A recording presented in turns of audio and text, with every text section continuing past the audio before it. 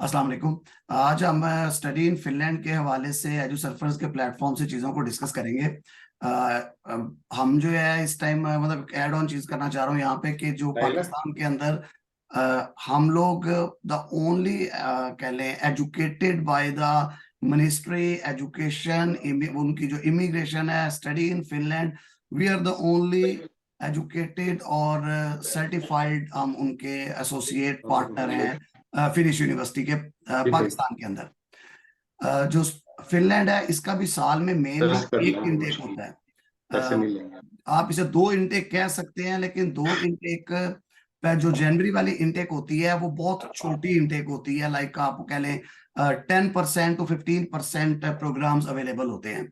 जो अब इनटेक जिसकी हम बात कर रहे हैं वो सितंबर अक्टूबर में जो अगस्त सितंबर में जो क्लासेस स्टार्ट होती हैं उसकी बात हम कर रहे हैं।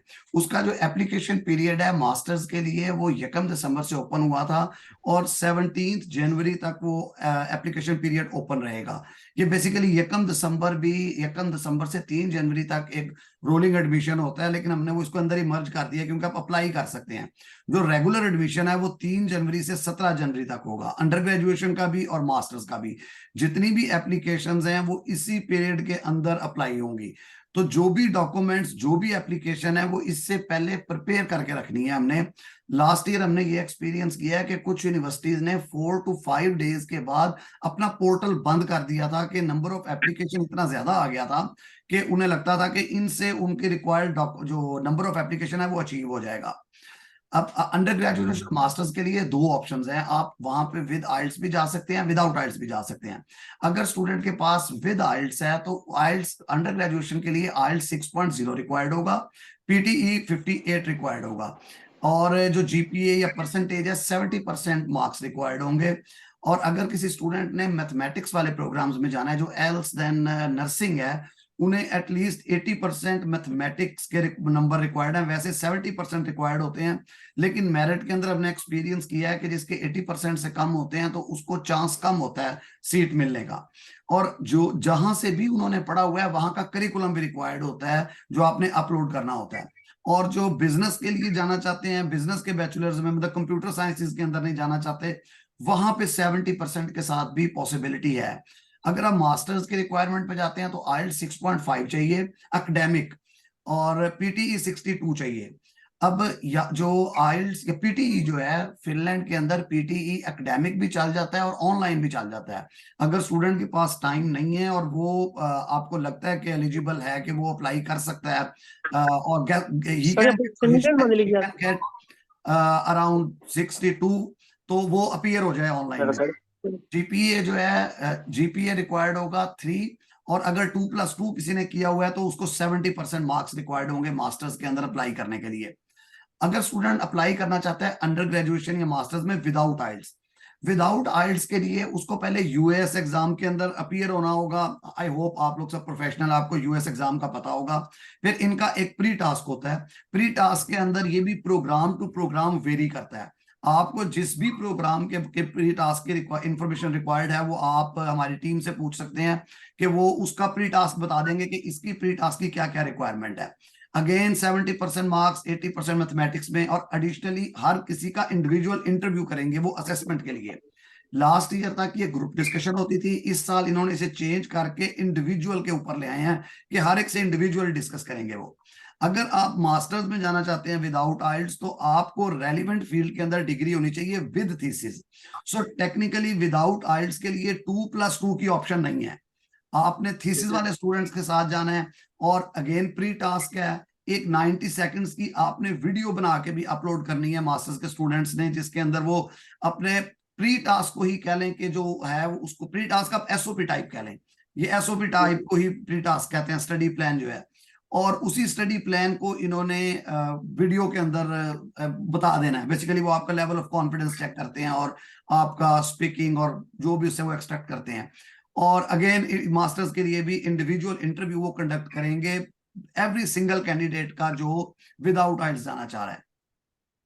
अगर आप मास्टर्स के लिए जाते हैं, 2 इयर्स का मास्टर प्रोग्राम है, आपको जो 4+ और 2+2 या 4 इयर्स की ट्रांसक्रिप्ट और डिग्री चाहिए। सबसे ज्यादा कंफ्यूजिंग बीकॉम की डिग्री होती है। बीकॉम जो है उसमें फर्स्ट ईयर की ट्रांसक्रिप्ट अलग होती है, सेकंड ईयर की अलग होती है। आपने first year plus second year दोनों की अलग अलग ट्रांसक्रिप्ट टेस्ट करवा के देनी है। समटाइम स्टूडेंट पार्ट 2 की सिर्फ ट्रांसक्रिप्ट टेस्ट करवा देता है, जिसके ऊपर पार्ट 1 के नंबर होते हैं, वो एलिजिबल नहीं होगा, वो रिक्वायरमेंट पूरी नहीं करता। देन आईडी डॉक्यूमेंट, पासपोर्ट है, इंग्लिश टेस्ट, अगर स्टूडेंट के पास इंग्लिश टेस्ट है और वो उसके साथ जाना चाह रहा है, आईएलटीएस, पीटी या जो भी और रिक्वायर्ड डॉक्यूमेंट वो हैं, तो वो टेस्ट अपलोड करेगा। सीवी चाहिए होगा अपडेटेड, जिसके अंदर उसका ईमेल, उसका फोन नंबर, उसका पोस्टल एड्रेस, ये सारी चीजें ऐड हो। बहुत सारे सीवीज हमने ऐसे एक्सपीरियंस किए हैं, उनके अंदर या तो ईमेल वैलिड नहीं होता या पोस्टल एड्रेस ही नहीं होता उसके ऊपर। और 2 रेफरेंस लेटर चाहिए। अगर तो कोई फ्रेश स्टूडेंट है तो वो दोनों एकेडमिक रेफरेंस लेटर लगा सकता है। लेकिन अगर कोई स्टूडेंट जॉब कर रहा है तो उसको एक एकेडमिक रेफरेंस चाहिए और एक उसको जॉब से रेफरेंस लेटर चाहिए होगा। मास्टर्स के लिए बिजनेस के प्रोग्राम भी अवेलेबल हैं, इंजीनियरिंग के प्रोग्राम भी अवेलेबल हैं, मैनेजमेंट के भी, सॉफ्टवेयर इंजीनियरिंग, कंप्यूटर साइंस, ये सारे प्रोग्राम्स अवेलेबल हैं। मतलब मैं अगर प्रोग्राम्स की डिटेल में जाऊंगा तो it might take very long. तो मतलब प्रोग्राम्स के लिए भी आप कांटेक्ट कर सकते हैं टीम को। जब आपने अंडर ग्रेजुएशन के लिए अप्लाई करना है तो आपने जिस तरह ग्रेजुएशन मास्टर्स के लिए था, secondary, higher secondary, transcript, degrees, Punjab के अंदर तो जो डिग्री होती है उसके ऊपर सब्जेक्ट्स लिखे होते हैं। लेकिन सिंध, स्पेशली कराची के, हमने कई स्टूडेंट्स ऐसे एक्सपीरियंस किए हैं जिनके अंदर डिग्री के ऊपर सब्जेक्ट्स नहीं होते। इन दैट केस हमें ट्रांसक्रिप्ट भी चाहिए होगी। अगेन आईडी डॉक्यूमेंट चाहिए और इंग्लिश का टेस्ट चाहिए। और जो अगर विदाउट आइल्स कर रहे हैं तो उसकी रिक्वायरमेंट पहले हम डिस्कस कर चुके हैं। इसमें भी बिजनेस अवेलेबल है, इंजीनियरिंग अवेलेबल है, मैनेजमेंट है। इसके अंदर एक नर्सिंग का प्रोग्राम अंडर ग्रेजुएशन में ऐड ऑन है जो मास्टर्स में नहीं है। अगर कोई स्टूडेंट जिसने एफएससी बायो के साथ की हुई है वो नर्सिंग के लिए एलिजिबल है, उसके अलावा उसके लिए कोई ऑप्शन नहीं है। बाकी हर जगह पे उन्होंने मैथमेटिक्स रिक्वायर करना है। Now coming to tuition fee and living cost. Under graduation की 9,500 यूरो पर ईयर फी है। ये फी वेरी करेगी university to university, programme to programme. मैं एक ये जनरल आपको प्राइस रेंज बता रहा हूँ। और मास्टर्स की 13,500 यूरो है। स्टूडेंट की जो लिविंग कॉस्ट है वो 300 to 900 euro per month very करती है। और ये 300 से भी सम टाइम हाउसिंग कम हो जाती है जब आप अकोमोडेशन शेयर करते हैं।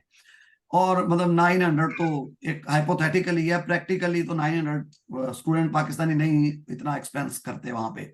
जो लंच है ये बहुत बड़ी कह लें फैसिलिटी है यहाँ पे कि इनका जो लंच होता है वो सब्सिडाइज्ड होता है। 3 यूरो के अंदर वार्म मील मीन्स ये मैंने ये खुद खाया है, लाइक 5 days इन अ रो मैंने ये मील खाया है। और ये बुफे होता है, लाइक मेरा ख्याल है अराउंड 10-15 डिशेज, जिसमें आपके पास चिकन भी होता है, आपके पास नूडल्स, पास्ता, राइस, मतलब एक रेंज होती है आपके पास जो 3 यूरो में अवेलेबल होता है। मैंने कोई एक स्टूडेंट भी मुझे ऐसा नहीं मिला वहां पे ड्यूरिंग द ट्रिप जो यूनिवर्सिटी के अंदर खाना ना खाता हो। और वो ट्राई ये करते हैं कि लाइक नाश्ता लाइट सा कर लें और आके हैवी किस्म का वार्म मील खा लें ताकि उनका डिनर भी चल जाए इसके अंदर। तो ये बहुत ही इकोनॉमिकल है जो वहां खाना मिलता है और बहुत अच्छी क्वालिटी का। उसके बाद आ जाती है बैंक स्टेटमेंट। बैंक स्टेटमेंट के लिए आपको 560 यूरो पर मंथ का आपने एक्सपेंस वो शो करनी है, बैंक स्टेटमेंट फॉर 1 ईयर। क्या नाम है? अब इसके अंदर आपने जो रिमेनिंग ट्यूशन फी है वो ऐड नहीं होगी, सिर्फ आपने लिविंग एक्सपेंसेस का शो करना है। अगर आप को एप्लीकेंट के साथ जाते हैं तो आपने 700 यूरो पर मंथ करने हैं। यहाँ क्वेश्चन ये आता है को एप्लीकेंट के ज्यादा क्यों है? को एप्लीकेंट के लिए हाउसिंग आपको एक्सपेंसिव लेनी पड़ती है, जिसकी वजह से को एप्लीकेंट के लिए उन्होंने ज्यादा पैसे रखे हुए हैं कि आप जब 2 लोग आएंगे तो दूसरे का एक्सपेंस ज्यादा होगा साथ होने से। और अगर आपका एक बच्चा साथ जा रहा है उसका आपने 500 ऐड करना है। अगर 2 बच्चे जा रहे हैं, पहले का 500, दूसरे का 400। अगर तीसरा किड साथ जा रहा है उसका 300। एंड इंटरेस्टिंग थिंग इज अगर चौथा जा रहा है उसका 200 है और पांचवा जा रहा है उसका 100 है। और अगर छठा बच्चा जा रहा है तो उसके कोई पैसे नहीं है। बट ये हाइपोथेटिकली है, प्रैक्टिकली मैंने 6 बच्चों के साथ किसी को आते देखा नहीं है, बट उन्होंने ऐसे डिजाइन किया हुआ है।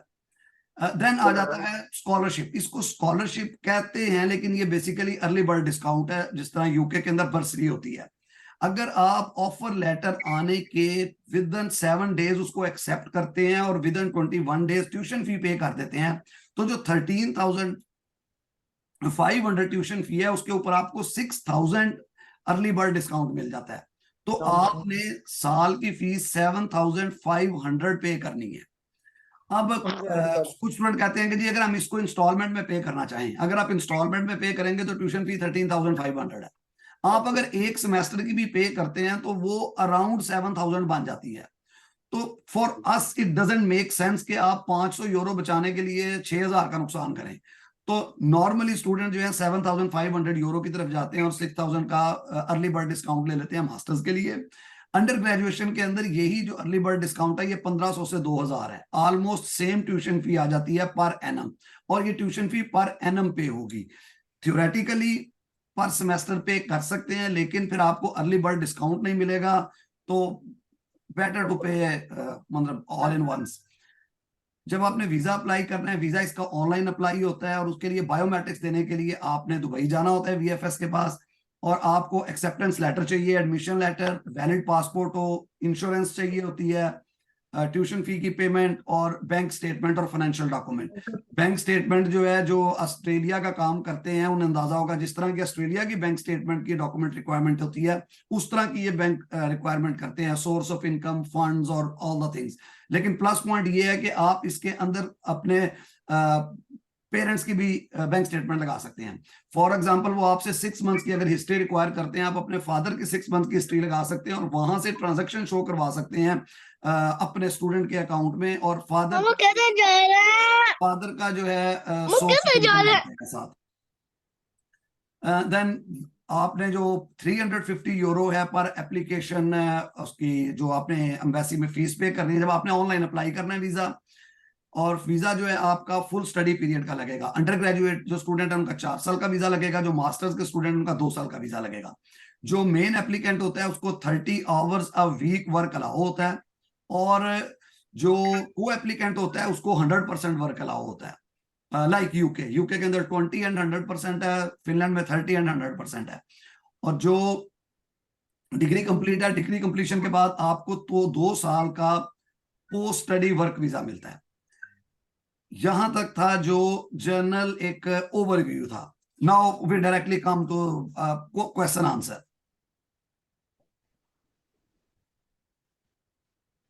और मैं ये शेयर स्क्रीन यहाँ पे खत्म कर देता हूं ताकि साइड पे मुझे क्वेश्चंस भी नजर आते रहे। अगर कोई बीच में कोई क्वेश्चन मिस हो गया तो काइंडली मुझे वो भी गाइड कर दें। अस्सलाम वालेकुम जी, Fawad Munir from study in Australia consultancy. अच्छा, मेरा ये क्वेश्चन है, डॉक्यूमेंट अटेस्टेशन रिक्वायर्ड है, तो ये थोड़ा सा क्लियर कर दें कि जो बोर्ड से भी करवाने हैं, एचईसी से भी, फॉरेन ऑफिस से भी, या जस्ट बोर्ड से? वेल यहाँ पे भी कह लें ये अनक्लियर हैं। फिनलैंड वाले अनक्लियर इस तरह है कि जब आप अप्लाई करते हैं तो आपको डॉक्यूमेंट अटेस्टेड नहीं चाहिए, लेकिन जब स्टूडेंट ऑन कैंपस होगा वहां पे उसको डॉक्यूमेंट अटेस्टेड चाहिए। तो स्टूडेंट को at the end of the day document attested चाहिए। इसमें जो डॉक्यूमेंट बोर्ड से अटेस्ट होगा वो एचईसी से नहीं होगा। बोर्ड ने करना है मैट्रिक और इंटर, आपने वहीं से करवाना है, और मास्टर्स और ग्रेजुएशन के होंगे एचईसी से, वहां से करवाने हैं। इसके अलावा फॉरेन ऑफिस से आपने टेस्ट नहीं करवाने। हाँ, यानी उसमें फिर हम ऐसा कर सकते हैं टाइम सेव करने के लिए कि एडमिशन अप्लाई करके, वीज़ा वगैरह ग्रांट करके, इन द मेन टाइम अपना प्रोसेस साइट पे करके उसको टेस्टेशन करवा ले डिपार्चर से पहले पहले। हाँ जी एग्जैक्टली क्योंकि अब अगर किसी स्टूडेंट के पास डॉक्यूमेंट अटेस्टेड नहीं है तो टाइम भी नहीं बचा के वो डॉक्यूमेंट अटेस्ट करवाए। अभी ये न्यू ईयर की छुट्टियां आ जानी है और इतने में एप्लीकेशन पीरियड ओपन हो जाएगा, और एप्लीकेशन पीरियड बहुत थोड़े टाइम के लिए ओपन होता है। माइट भी वो ना अटेस्ट करवा सके। प्रैक्टिकल अप्रोच ये ठीक है कि अप्लाई कर दें और मीनवाइल वो डॉक्यूमेंट टेस्ट करवाने शुरू कर दे। वो दुबई का नहीं होता। ठीक हो गया। और सेकंडली अगर प्लीज ये बता दें कि जो इनिशियली एक्सपेंसेस, यानी कि regarding any application fee, any other charges for अभी अप्लाइंग। तक आज 2024 तक एप्लीकेशन फी नहीं है, लेकिन ये चीज उन्होंने जब अभी हम गए हुए थे वहां तो उन्होंने क्लियरली मेंशन कर दिया नेक्स्ट ईयर से एप्लीकेशन फी आ जाएगी। तो इस साल एप्लीकेशन फी नहीं है और अगले साल से शायद अर्ली बर्ड डिस्काउंट भी खत्म हो जाएगा, सिर्फ स्कॉलरशिप रह जाएगा। कितने पैसे भेजे उन्होंने? जी अस्सलाम वालेकुम जुनेद भाई, कैसे हैं आप? ठीक हैं जी। अच्छा वाह। जुनेद भाई, ये प्लीज बताइएगा कि ये जैसे ही हम मतलब अगर हम अप्लाई करते हैं किसी स्टूडेंट का और उसका भी लैंग्वेज का रिजल्ट नहीं आया, तो जैसे स्वीडन के लिए अप्लाई कर रहे थे कि चले बाद में दे देते हैं, तो यहाँ पे भी ऐसा हो जाएगा 17 तारीख तक अगर हम बगैर टेस्ट के अप्लाई करें तो सीट होल्ड हो सकती है किसी स्टूडेंट की कि नहीं? सीट होल्ड नहीं हो सकती, लेकिन आप डॉक्यूमेंट्स आप बाद में अपलोड कर सकते हैं। अगर कोई स्टूडेंट प्रिपेयर है, एक एज ये है कि ये जो पीटी का ऑनलाइन वर्जन है ये वो भी एक्सेप्ट कर लेते हैं, और ऑनलाइन वर्जन के लिए आपको बिल्कुल भी जरूरत नहीं है कोई टाइम बुक करने की, आप घर बैठ के भी अटेम्प्ट ले सकते हैं। मैं रिकमेंड ये करूंगा कि कोशिश करें कि 17 तक डॉक्यूमेंट्स कंप्लीट हो जाएं। नंबर ऑफ एप्लीकेशन इतना ज्यादा होता है, जिस तरह मैंने पहले भी कहा है कि वो 17 तक भी लेके नहीं जाते। कई यूनिवर्सिटीज ऐसी हैं जो 3-4 दिन के बाद अपना पोर्टल बंद कर देती हैं। तो आप ऐसी सूरत में खुद इमेजिन कर लें कि कैसे आप सीट होल्ड करेंगे, या वो कैसे आपको होल्ड करने देंगे सीट। सर पाकिस्तानी स्टूडेंट्स के लिए वीजा रेशो क्या है? पाकिस्तानी, अगर आपकी बैंक स्टेटमेंट ठीक है तो मैंने अभी तक फिनलैंड का कोई वीजा रिफ्यूजल नहीं देखा। सर एक क्वेश्चन पहले भी हुआ, मैं सुन नहीं सका, क्या एप्लीकेशन फीस है कोई? नहीं, एप्लीकेशन फी नहीं है एट द मोमेंट, अगले साल हो जाएगी।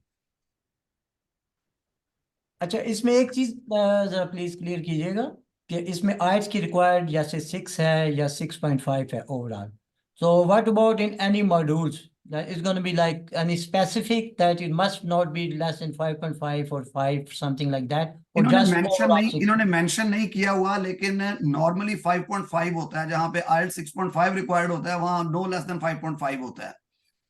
लेकिन ये मेंशन नहीं है कि लोएस्ट बैंड किसी में कितना होना चाहिए। All right. Or if any student got UKVI IELTS academic? वो भी चल जाता है, वो भी चल जाता है, यूकेवीआई भी चल जाता है, और पीटीई के तो तीनों वर्जन चल जाते हैं, यूकेवीआई भी, एकेडमिक भी, ऑनलाइन भी। Okay, good. Thank you. अस्सलाम वालेकुम जुनैद साहब। नवीद बात करूं पेशावर से, पाकिस्तान से। सर ये बताएं कि मतलब आफ्टर डिग्री जब 2 साल का पीएसडब्ल्यू मिल जाता है तो फिर उसके बाद फिर क्या होगा? मतलब आया अब मतलब वो पीएसडब्ल्यू अगर किसी को जॉब मिल जाती है आफ्टर डिग्री तो वो फिर वर्क परमिट में कन्वर्ट हो जाएगा परमानेंट, और फिर पीआर के लिए क्या पोजीशन होगी? देखें, इसमें जो फिनलैंड है, फिनलैंड के अंदर एक बहुत बड़ा एडवांटेज है इस टाइम, वो ये है कि आपका जो स्टडी पीरियड है वो आपका स्टडी पीरियड पीआर के लिए काउंट होता है, राइट। अगर आप 2 साल की डिग्री कंप्लीट करने के बाद आप 2 साल का पीएसडब्ल्यू लेते हैं, आपको कोई भी 100% जॉब मिल जाती है तो आप वर्क वीजे के ऊपर स्विच कर सकते हैं।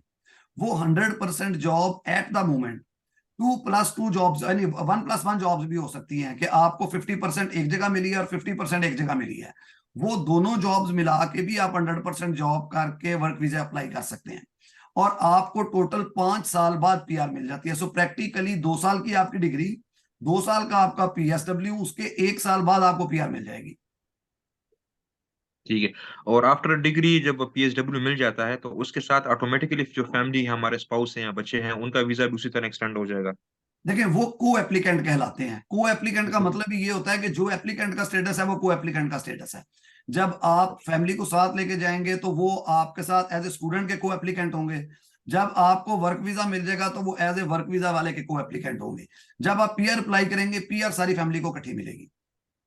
ओके। और इसमें जो है वीजा जो है विद फैमिली अगर है तो वो एट ए टाइम अप्लाई होगा जैसे हम यूके का मोस्टली करते हैं, या जी। पहले एप्लीकेंट का लगेगा और उसके बाद हम अप्लाई करेंगे फैमिली का? What is the best? UK का करते थे, हाँ जी बिल्कुल उसी तरह, जिस तरह यूके का करते थे उसी तरह अप्लाई होगा फैमिली के साथ। ठीक हो गया, यानी अभी यूके में तो वो सिर्फ रिसर्च डिग्री और पीएचडी पे रह गया ना, बाकी तो खत्म हो गया। हाँ जी, मैं इसलिए थे का लफ्ज यूज किया कि वो। जी जी बिल्कुल बिल्कुल। अच्छा, इसमें मुझे एक चीज बताइएगा, वैसे तो आपने बताया कि almost like 100% visa success in case of refusal in any condition, what's the refund policy? कोई एडमिन चार्जेस नहीं काटते, पूरी फीस वापस करते हैं। और वो तो होना चाहिए लाजमी कि अगर कोई फेक डॉक्यूमेंट यूज करता है तो फिर वापस नहीं होनी चाहिए। अगर फेक डॉक्यूमेंट के पास भी ना फटकना फिनलैंड के लिए, बस वो बहुत ही सख्त पॉलिसी है उनकी इस बारे में। होना भी यही चाहिए, मैंने इसीलिए कहा कि ये होनी चाहिए लाजमी। हाँ जी, क्योंकि अगर वो हुआ फिर ट्यूशन फी वापस आनी है और सारी उम्र के लिए उन्होंने बैन भी कर देना है। Very good. जुनेद भाई, आपने वो पीटी का बताया होगा, लेकिन अगर दोबारा बता दें, मैं थोड़ा लेट ज्वाइन किया था, कि पीटी की रिक्वायरमेंट कितनी है? पीटी मास्टर्स के लिए आपको मैं दोबारा स्लाइड देख लेता हूँ कि गलती ना कर दूं मैं। मास्टर्स के लिए 62 है और अंडर ग्रेड के लिए 58 है। 58 है exactly. Thank you sir, thank you. तो चले, मेरा ख्याल है कि हमने जो बेसिक सारे क्वेश्चंस कवर कर लिए हैं। अगर इसके अलावा आपको कोई क्वेश्चन हो रिगार्डिंग जो ये प्री टास्क है या ये यूएएस एग्जाम है, तो you are more than welcome. आप हमारी टीम से कांटेक्ट करें, वो आपको इसमें गाइड कर देंगे। ठीक अच्छा, है। सॉरी, अभी आपने यूएस एग्जाम की बात की, तो इसके कोई चार्जेस हैं या इसमें फ्री नहीं, ऑफ कोई चार्ज है? चार्जेस नहीं है, कोई चार्जेस नहीं है। ये मैंने बताया इस साल हर चीज, application, test, everything is for free. Okay okay, good, sir एक थैंक यू। सवाल था। जी जी, आफ्टर मुझे आवाज आई एमबीबीएस है क्या कि पॉसिबिलिटीज हैं फिनलैंड में? सॉरी, आफ्टर एमबीबीएस क्या पॉसिबिलिटीज हैं फिनलैंड में? एमबीबीएस 3 डिपार्टमेंट ऐसे हैं जिनका यूके के अलावा कहीं पे भी कोई स्कोप नहीं है इस तरह पढ़ने के लिए। एक एमबीबीएस है, एक लॉ है और एक अकाउंट्स है। क्योंकि ये हर मुल्क के अपने फील्ड होते हैं और अपने उनकी चीजें होती हैं। और स्पेशली एमबीबीएस के अंदर आपको वेरी हाईली लैंग्वेज स्किल चाहिए होती हैं मार्केट में काम करने के लिए। और उनके पास एमबीबीएस नहीं है। आप मैनेजमेंट के किसी कोर्स में या हेल्थ साइंस के अगर अवेलेबल है, वैसे मेरा नहीं ख्याल कि हेल्थ साइंस अवेलेबल है फिनलैंड में, इस तरह के किसी प्रोग्राम में आके यहाँ पे लैंग्वेज करके टेस्ट अपीयर हो के तो प्रैक्टिस कर सकते हैं। बट प्रैक्टिकली अभी तक हमने कोई केस नहीं देखा जिसमें कोई डॉक्टर इस तरह आके उसने सब कुछ पास करके किया हो। ये हो सकता है कि आप एज ए को एप्लीकेंट साथ आए, कि मेन एप्लीकेंट आपका जो जो भी है वो उनका कोई और सब्जेक्ट हो, और वो आके जो को एप्लीकेंट हैं डॉक्टर आके यहाँ पे अपने लैंग्वेज करके और फिर अपनी प्रैक्टिस की तरफ जाएं। इस तरह के we have seen several cases. Sir एक क्वेश्चन और था मजीद कि यही एमबीबीएस का जो केस है, क्या इसके आयरलैंड में है? अगर फिनलैंड में नहीं है तो मेरे ख्याल में आयरलैंड में इसके कोई पब्लिक हेल्थ के कोर्सेज अवेलेबल होते हैं एमबीबीएस के बाद। ये तो हम बिल्कुल अब फिनलैंड के लिए सेशन कर रहे हैं, इसमें कोई दूसरा कंट्री ऐड करना तो मतलब एक बिल्कुल नया टॉपिक हो जाएगा ना। तो फिनलैंड के अंदर नहीं है। Okay sir, thank you so much. चले, थैंक यू। अच्छा, मेरा लास्ट लास्ट क्वेश्चन है। जी जी। जैसे हम यूके में या ऑस्ट्रेलिया में हम विदाउट आइट्स, यानी अगर किसी ने ऑलरेडी एग्जाम दिया हुआ है, रिजल्ट अवेटिंग है, तो टाइम सेव करने के लिए हम उसका एज ए कंडीशनल ऑफर मंगवा लेते हैं। तो आया फिनलैंड के लिए we have to complete all that conditions and then apply, और we can apply just like अगर आइट्स का एग्जाम वेट है या भी उसने नेक्स्ट वीक में देना है, इस तरह कोई सिनेरियो है या? फिनलैंड के अंदर कंडीशनल लेटर की कोई कोई कॉन्सेप्ट नहीं है वहां पे, या एडमिशन है या नहीं है, इसके दरमियान कुछ नहीं है। ठीक है, यानी कि तमाम चीज़ें कंप्लीट होंगी तो हम एडमिशन अप्लाई करेंगे, अदरवाइज नहीं। मतलब अगर जैसे कुछ डॉक्यूमेंट अगर आपके मिसिंग है, आइल्स आपका 2 दिन में आ जाना है, 4 दिन में आ जाना है, इतना का मार्जिन ले सकते हैं, डॉक्यूमेंट्स लेट अपलोड कर सकते हैं, लेकिन बेहतर है कि ना करें। ठीक हो गया, यानी अगर तो कंफर्म है कि ऑलरेडी किसी ने दिया हुआ है, 10 दिन गुजर गया तो वो 3 दिन के बाद आ जाना है, 2 दिन के बाद, with in that time frame, तो कर सकते हैं, अदरवाइज इसको इग्नोर ही करें। हाँ जी, हाँ जी। ठीक हो, थैंक यू। चलें, ठीक है, okay. Sir last sir question. जी जी। सर जो यूएस एग्जाम टेस्ट है हमारा, क्या उसकी तैयारी पास पेपर्स में से की जा सकती है? क्योंकि आई थिंक उसका तो 1 पॉइंट चाहिए होता है पास करने के लिए, तो देखिए, नेगेटिव मार्किंग भी पासिंग उसमें और होती चीज है। है, मेरिट और चीज है। पास तो आप हो सकता जी है मतलब 3 पॉइंट्स पे भी हो जाए, लेकिन जब मेरिट बने, अगर मेरिट बना लाइक 12 पॉइंट्स पे, तो और उसके बहुत सारे सैंपल्स मॉडल्स ऑनलाइन पड़े हुए हैं। इंडिया वगैरह तो तो ये ओके सर। यूएस एग्जाम का जब मेरिट बनेगा तब पता लगेगा कि कौन क्वालिफाई हुआ है कौन नहीं हुआ। मतलब पास डजंट मीन्स कि आप एलिजिबल हैं। मतलब जैसे पाकिस्तान में एमबीबीएस के लिए 60% जो है वो अप्लाई कर सकता है टेस्ट के लिए, लेकिन मेरिट कहाँ बनता है वो एवरीवन नोज। जुनेद भाई लास्ट क्वेश्चन है, ये जो अप्लाई करने की ट्रेनिंग जो 3rd ऑफ जैन से शुरू हो रहा है, एक ट्रेनिंग सेशन अगर हो जाता ताकि हम वही यूनिवर्सिटीज और तमाम चीजें सिलेक्ट करते और प्रोटोकॉल्स के मुताबिक चल पड़ते। उसमें ये है कि मेरा ख्याल है कि आप लोगों के साथ प्रोग्राम्स शेयर किए हैं, अगर नहीं किए तो मैं इन्हें कहता हूं कि ये आप लोगों के साथ जो भी प्रोग्राम्स अवेलेबल है ना उन सब की लिस्ट शेयर कर लेते हैं। उससे ये होगा और कि आपको ये पता पोर्टल होगा पे कौन कौन से प्रोग्राम्स अवेलेबल हैं। जैसे ही 3 तारीख आएगी तो फिर हम एप्लीकेशन सबमिट करना शुरू कर देंगे। ठीक है, हमारे पास डॉक्यूमेंट्स तमाम रेडी हैं और हम फॉरन पोर्टल पे अपलोड कर देंगे। हाँ जी, ठीक है। और पोर्टल पे कोई स्पेसिफिक एजू सरफराज का कुछ कोई है, या जस्ट सिर्फ अपलोड करके और आपको अपडेट कर देना? जब आप सबमिट करेंगे एप्लीकेशन तो वहां वो पूछेंगे कि आप किस कंपनी के थ्रू अप्लाई कर रहे हैं, तो वहां एजू सर्फर्स मेंशन करना पड़ेगा। Okay okay okay, got it sir, thank you. ठीक है, okay, thank you very much for the participation. Allah Hafiz. Okay, stay blessed.